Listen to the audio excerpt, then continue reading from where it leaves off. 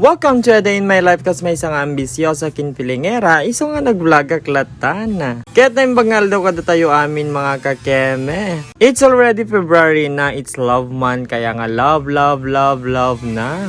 Ngayon madang nga ti problema tata mga kakeme iso nga roti ikayat ko nga idanon kanya yung problema ta. Kaya't ko mga masolusyonan da ito kinaapal ko. Iyapapal ko garod ato mulak nga kamatis dagiti kamatis nga magitkitak ta kalsada ta nagrosboy nga rod ti bunga da kit ati kamatis ko kit adumitin kit din ati pagruaran ti bunga nana.